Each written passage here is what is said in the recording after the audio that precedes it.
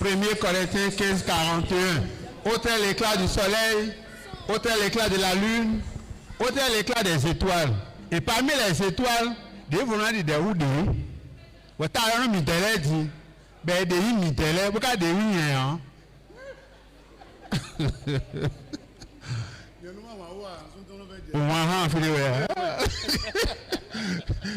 Promoteur, nadiquement. Vous vraiment affiché, alors, comment ça? Un peu de ou un pas fait. À comprendre. Et à ça, vite, là, ça, j'ai beaucoup de temps, et là, mais t'as mis ton vérin, toi, tu as dit de quoi il y a un temps. Il y a un blague carini, un blague zini, mais non, c'est à ça, mais. Et puis, tu m'as eu, et le timati voulait mettre le moto, le mis là, c'est là. Bon, à fond, filet de toi, et toi, dit. Tu aimes des fois, attention, à en ouais. Fier de attention, en ouais. Et à vous, par la grâce du Tout-Puissant Jéhovah, Créateur du monde visible et invisible, qui, de par le truchement de son Fils Jésus-Christ, a créé l'Église du christianisme céleste, nous a fait grâce d'amener l'intelligence, la sagesse, telle que nous l'avons dans Exode 31. Dieu a donné à certaines personnes d'avoir la manie de créer, d'inventer, ce qui nous a amené aujourd'hui à avoir l'Internet, les portables, etc., etc. Pour pouvoir propager la bonne nouvelle, comme l'a dit le fondateur, le promoteur, c'est en période du Covid qu'on a trouvé l'important de créer des forats un peu partout. Et ça continue jusqu'à aujourd'hui. Et aujourd'hui, la plateforme Amour des Apôtres, forum d'envergure internationale, est en train de célébrer son premier anniversaire qui se retrouve en 3 ans. Et au nom des anges de Papa Oshofa, au nom des anges de Papa Bara, de Papa Baoussi, et au nom du Sacré Collège aujourd'hui, je veux nommer les pasteurs, le révérend pasteur bien sûr, Benet Akande Adeogun et Emmanuel Oshofa, au nom du promoteur, le chargé de la parole, Sewade Lucien, 4 points. C'est 4 points. Il ne faut pas oublier son 4 points là. Encore j'ai point. Encore j'ai point. Encore j'ai point.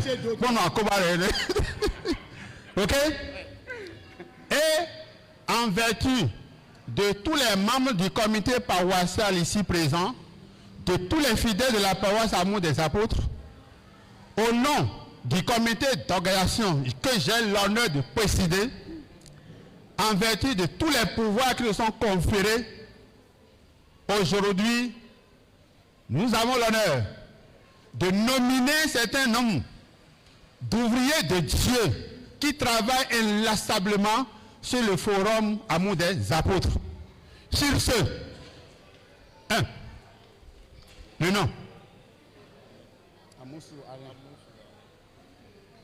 Nous avons un honorable dénommé Amoussou Alain. C'est qui? Nous vous rendons tous les hommages et nous vous donnons ce document qui sert d'attestation de vos compétences. Vous avez été loyal et vous avez été toujours présent dans l'œuvre de Dieu. Que le Dieu vous bénisse et vous accorde la longévité. Tantôt, nous vous honorons et nous vous donnons cette attestation de reconnaissance pour vos œuvres spirituelles sur le forum Amour des Apôtres international. Ouais.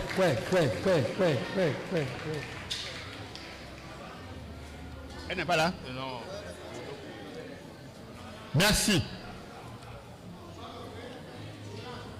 Et nous avons l'attestation de Bob Oubé Yolande qui est l'épouse de notre devancier. On aurait souhaité que dans les foyers ça soit ainsi. Papa est pour Dieu, maman est pour Dieu. Et là, le foyer est uni. Oui. Ils font les mêmes choses. ils s'abreuvent au même breuvage. Oui. Et puis, s'ils sont des oiseaux, ils picorent dans le même panier. Comment voulez-vous que la paix ne vienne pas? Et comme nous l'avons entendu, elle est très habile dans la lecture des versets bibliques. Et je souhaiterais que ça fasse tache d'huile. Et que le mât aussi prenne l'exemple. Et ne reste dans les coins pour les commérages, les mensonges, tout ça là. Non. Et en verset pour voir que Dieu vous unisse davantage. Amen. Merci à la belle dame. Merci à ce foyer. Que Dieu vous accorde grâce. Pour les docteurs, souvent et d'idées, vous êtes bon, cher, n'a mieux collé, mais sans qu'on ait si on m'a donné l'autre. Bon, et n'a eu d'agbenoué, si tu caca de l'autre.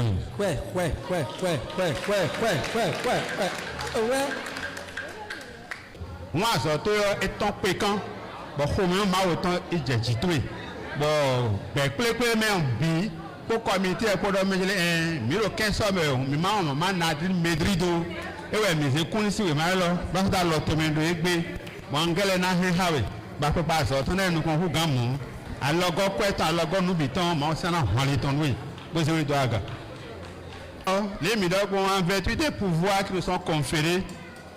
Et à la première édition du forum, qui se regroupe en 3 ans, nous avons eu l'amabilité de vous désigner comme acteur efficace, compétent, régulier, ok, et au Père. Alors, au nom de Dieu, nous vous reconnaissons d'abord et nous vous remettons cette attestation de reconnaissance pour vos loyaux services sur le forum. Que nous voulons. Bon, mi vite les mao pour me yesen pour me ji pour dénier pour dormir un azode awa mitu.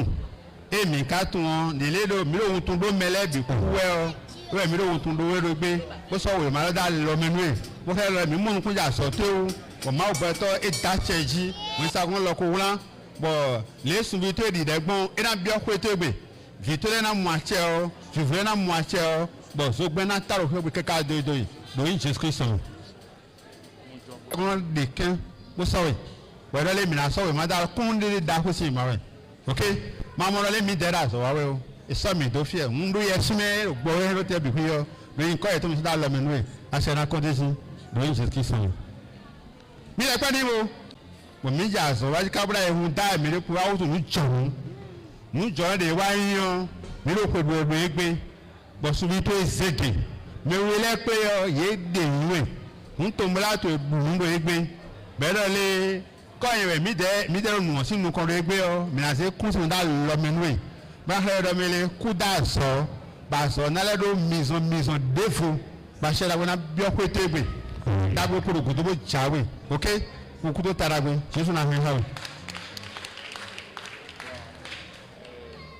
oui aso da ho ndo me le la mena no kanjinwe la me ka ro kanjina ya san gabega ina ya san gbe ina na beto na hunu do e je le si pe no hunu e amu yo hodo mi to mo me beto na hunu da gun lo me na hunu da so me an so pa te si ano wa so de mo kwepere bro mo te no zado ma o me aso na inu konwe ye hodo to yo ho me ye so je ti an se ya au privé parfois on vous donne 3 000 francs par mois pendant que le fondé est à l'aise akasi leko a omo de bodua amo ole agbede o ma ona hwan li o okay ko na fa ke na fa nwe mi ta lo mi do Jesus Christ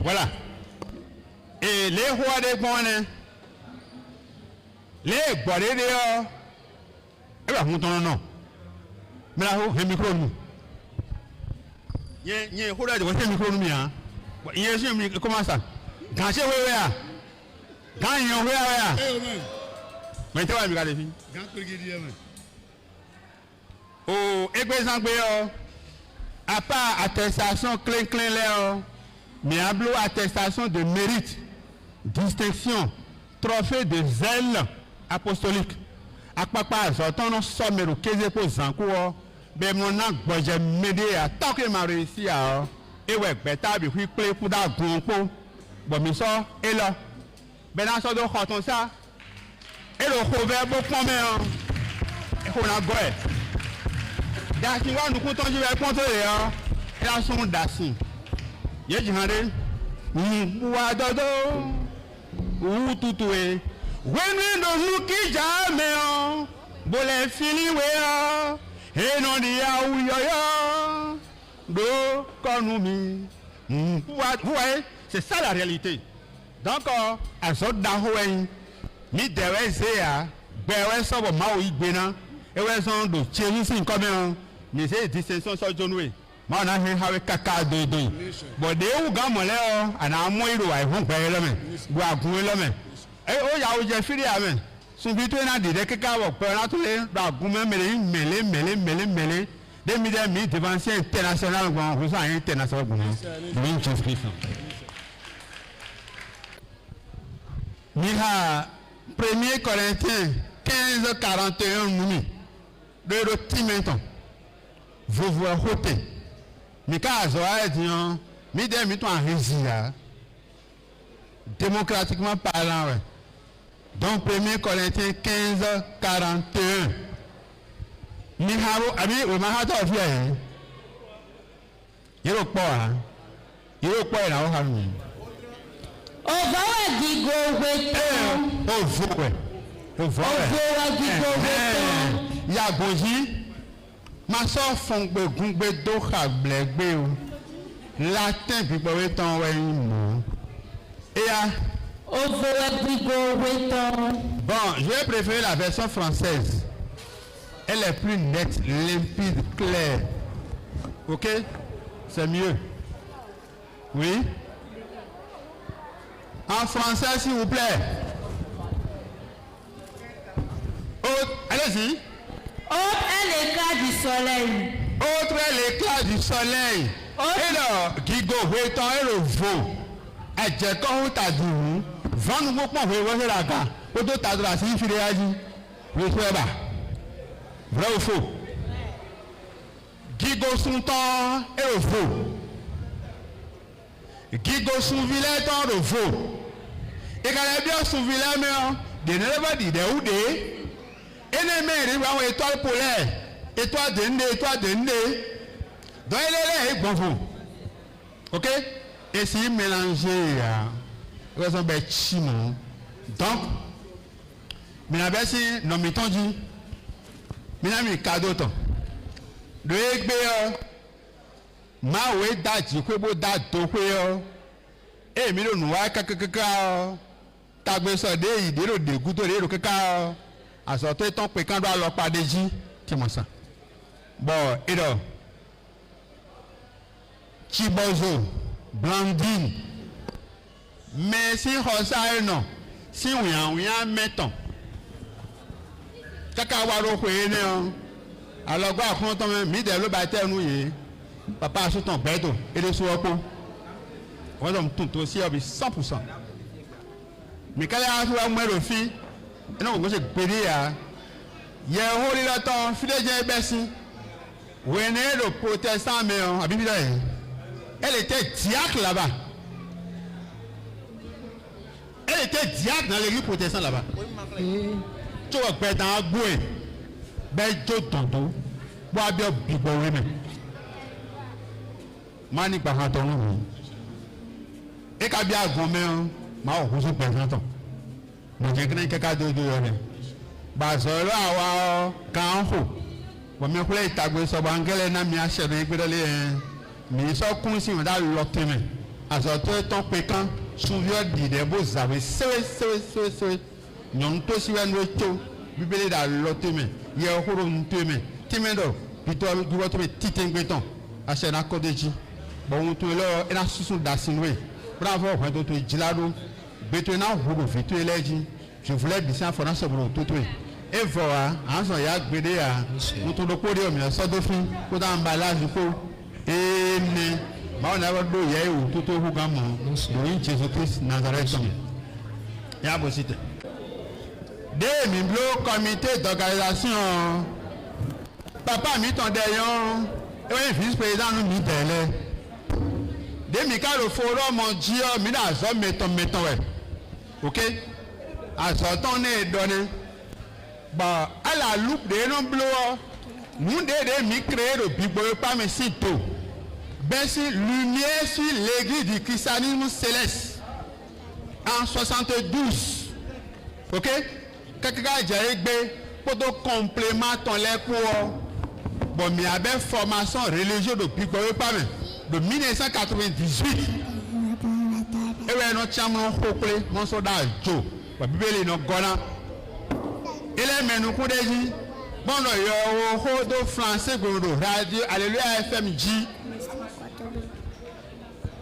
boy gbe o azoton to pe kan mi na mo ye ho do gbo bun ye ho do gbo mele no ye ho do mi na mo do ro ho sa hallelujah elo we ma ye ho do ye ro do mi ro to ye ho de ye do na me e fo ya e yo pe mi do mo ni da ke ji e o mo e mo ah tite ne gbe na ka o me la mo do na fon pẹtẹmẹlẹ nkawai mi ba nu mi million bon je l'ai ni copier mi kojo paga ito donc les midobon qui est aussi coprésident mais en vertu des pouvoirs qui sont conférés nous faisons grâce de cette distinction honorifique de reconnaissance de gratitude ok pour vos prestations régulières sur le forum ECC Amour des Apôtres plateforme internationale. Maintenant, comme l'a dit, autre l'éclat du soleil, autre l'éclat de la lune, il y a un autre complément qui vient avec un emballage bien fait. Et Dieu pourvoira pour le reste. Au nom puissant de Jésus-Christ de Nazareth. C'est bon?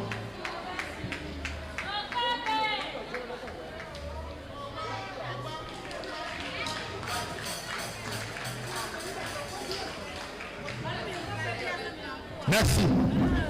Alléluia. Jọmiọdé fata ha. E b'a jẹ ya. Alisa do ẹmi de. E wo ohun ẹjẹ tí mo ṣe na wa. E b'a si bo wa ọ tí mo ṣe na wa. Ṣáàyè àpọn kanji a. Même ama mọ àwọn. E jẹ pé àwọn visualiser vidéo kanji. Àwọn mọ̀ ẹ́ kanji. Ọ̀sẹ̀ tọ́gbọ̀ ẹni gbà lọ́nu mi. Alléluia. Alisa ẹ̀jẹ̀ hàn gbẹ̀. Mọ̀jẹ́ mi ká sí olùyàn ni. Bọ̀ ẹ gbé sangbe ọ. Mi bí fọ ẹ̀sọ́ ẹ lọ. Nùwé bàbá rọ̀ sànù wúra ọ. Ẹ na bí ọ pẹ̀sán mi tọ́ mẹ́. Fúlàn do pé mèrè zan do fi ọ. Maha tọ́ na bí ọ pẹ̀sán tọ́ mẹ́. Njọ́nà bí ọ mi. Máa de yìí máa wà jìmú la.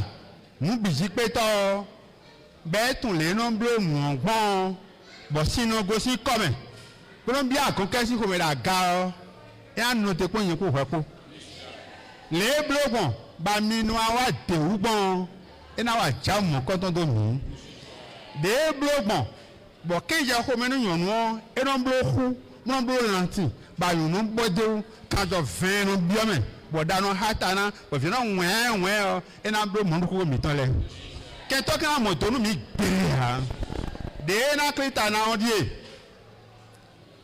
wẹtún mẹ́ẹ̀nà sọ yẹn fi pọnfíọ́n sókòlè dó àti sẹlẹ̀ nípa ìpẹ̀lẹ̀ wa anana àpọ̀mẹ̀ rẹ̀ẹ́sì bẹ̀rù fífi wa má wò tí wẹ́ mẹ́ sàmẹ́kùn náà lọ mẹ́ báyọ̀ hàn àgbẹ̀rù fífi kíkà bẹ̀rù bùkà mẹ́rù kú yọ̀ǹde sí ẹ̀ náà bẹ̀rù gbogbo kó mi tán lẹ̀ fúlàsì mi bìdó àgà mi sọ bíbélì báà fẹ́ ṣe dòkpónú mi.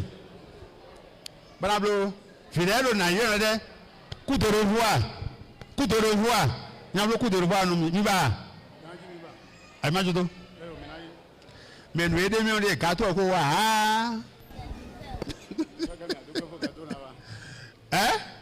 gato ko wa ok mi un premier chronique ma pon.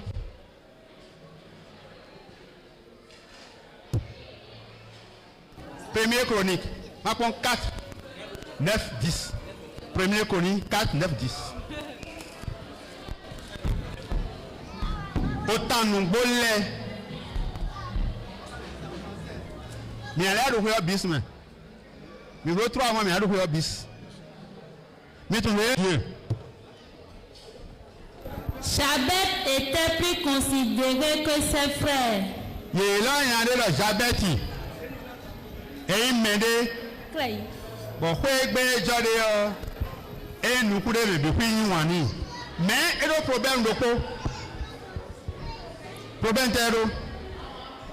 Sa mère lui donna le nom de Jabet en disant: wende maman ton moko ton papa ton pou o tsedo pa dɔgɔ po bɔnyɔnu dzia edzia la dɔgɔ nu kakakaka adɔgɔ lɛ do ya ni fɔ de gan xɔ bɛ na dzi viɔ gbɛdɔ lɛ ali de ma o blo mi kun ba ali ne mi na gbɔn kawɛ efa pa ŋun ewu adɔgɔ la ga bo de tán wenu edzi viɔ gudo wɔ ìwà kámẹ́rẹ́ viɔ si tɔsɔ de ya mama ne mina yɛrɛ viɔ dɔ mama kpɔ òvɛ de atɔgɔ doniyan kótó òvɛ de mɔbɔ dzi viɔ bɔ kɔtɔn bi fɔ tɔkutɔn bi fɔ elele viɔ ne ye tɛ viɔ ne Jabɛti ló pe tɔmɛ ete wutu.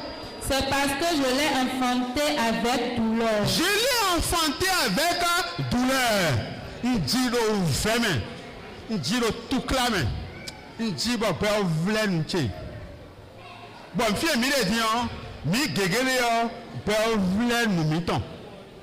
Eti nu dodo wu, be gosi tope, e gosi nope. Kwegbe mi da sude yo, kwegbe mi da side yo. Mi le mo afɔku de bɔ de na dze de dzo asukpɔ kpɔkpɛ fan do kɔnu mi na misa yi wɛ mi na lɔgɔ na wɛ mi do wedu wɛ mɛ xomitɔ mɛ ya quelque chose qui ne va pas si c'est pas comme ça chez toi tu n'as pas encore bien regardé toi-même faut regarder toi-même bulɔle do fi nɛ problème do fi nɛ pɛlu do hegble wɛ zɔmi. Jabet invoqua le Dieu d'Israël en disant: Mon Jabet soit egbeyan sọ̀rọ̀ngbé egbeyan sọ̀rọ̀ngbé egbeyan sọ̀rọ̀ngbé non c'est pas possible ega tún ma o bẹ́ẹ̀ kò dẹ̀ bóyá lọ ma o bó dẹ̀ tẹ́. Si tu me bénis, ma o gbọdọ̀ tọ́ yìí ń bá dọ̀ òvẹ́ mi ní ká yẹ igbe ọ bọ́ọ̀lù tẹ̀ náà bó tóru mi iṣẹ́. Et que tu étends mes limites, si ta main est avec moi. Nyɔna tse de wa bɛɛ gbé nyɔna wa ne gudu wɔ tɛkun bó sisɛ nyɔna tse wo ni gblɔ da do gbɛzan tse me les deux se complètent beli nyɔna nkpɔn nukɔ nyɔna nkpɔn gudu wɔ nyɔna nkpɔn disi wɔ nyɔna nkpɔn amiɔ nyɔna nkpɔn aga wɔ nyɔna nkpɔn mɛmɔmɔ nyɔna alléluia lɛkpɛnu Jésus bɔn ɛlɔ kudere voa ne nyɔna ko o kuna tɔsi fiɛ ma fi afɔ dagbe sɔmi. Et si tu me préserves du malheur. Enale atekpɔ bɔ ata gbome kulekun bi nɔsɔnu mi yɔ. En sorte que je ne sois pas dans la souffrance. Bon ma sɔ mo yaro to mi pɛrɛ fi yà. Et Dieu accorda ce qu'il avait demandé. Bon nu de ebi yɔ maa bɛ tɛ. Amen. Maa ne bo da cɛ dzi. Yɔlɔ Jesu ena siawe. Yɔlɔ Jesu ena siawe. Jesu ahɔ so da ko. Yɔlɔ Jesu ena siawe. Alléluia. Alléluia. Ni dɛlɛ mi ha o ma wɛ. De kpɔ mi si te bo ko ɖe bo biɔ. Igbɔ do dɔ ma dze kpɔ ko ɖe bo ya tse o. Mi dɛlɛ mi no vun do bɛ o mɛ wɛ. Si atɔ de sɛzi la ba lo bɔn. Mama penalty la ko mu. Dagbe ne wa ajan ya.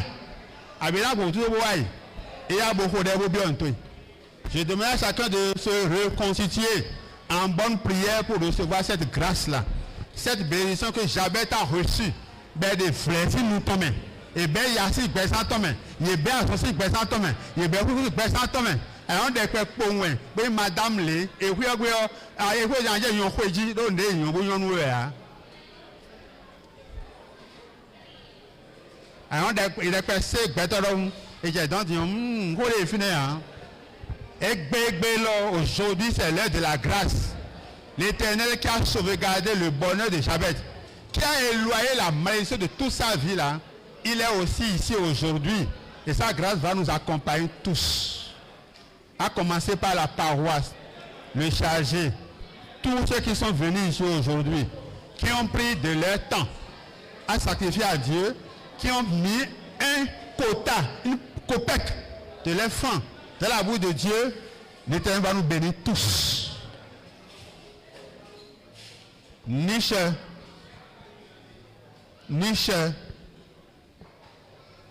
de une côté sous Christ. Et à promoteur me citer.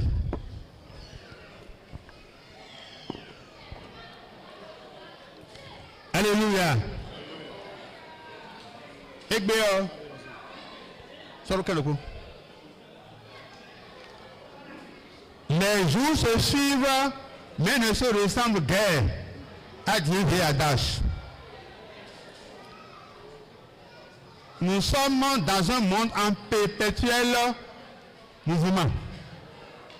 Dieu a voulu que dans la cité de Cotonou, la belle vitrée du Bénin, qu'une paroisse soit créée portant le nom de Amour des apôtres. Et quand nous lisons les Saintes Écritures, nous avons vu que les 12 apôtres que Jésus a choisis, il y a un qui a perdu la grâce et il ne restait que 11. Ce vide a été comblé par un autre apôtre qui a été choisi par prière. Et on a aussi maintenant la paroisse Amour des apôtres. Dieu a voulu, après le fondateur, que c'est notre jeune frère qui conduit les rênes de cette paroisse. De cette paroisse est né le forum Amour des apôtres. Maintenant, de ce forum, nous avons institué une fête qui a pris une grande envergure. Et dans les nominés, la première place, la place de choix a été réservée à son excellence, le vénérable suprême évangéliste Sévadé Capoin Lucien, chargé président paroissial, promoteur de la plateforme internationale. Mon cher chargé, en vertu des pouvoirs qui nous sont conférés, en ce jour de dimanche 18 mai, qui coïncide à la date de naissance du fondateur de l'église du christianisme céleste, si papa était encore vivant, je croyais qu'il allait avoir 116 ans aujourd'hui. C'est une belle coïncidence. Donc, ça fait qu'aujourd'hui, c'est le comble, c'est l'apothéose. Nous sommes dans la joie, dans l'allégresse. Il nous plaît que de recevoir dans notre main ce tableau de distinction honorifique, de qualité supérieure, digne d'un homme de Dieu pour l'accomplissement de sa grande mission. Donc, c'est avec plaisir, on aurait même souhaité qu'en lieu et place qu'on ait le président de la région du littoral, que nous avons tout fait pour qu'il soit là. Et il savait que pour le charger, il devait être là, en tant que personne ressource, ayant la responsabilité de la zone ecclésiastique du littoral.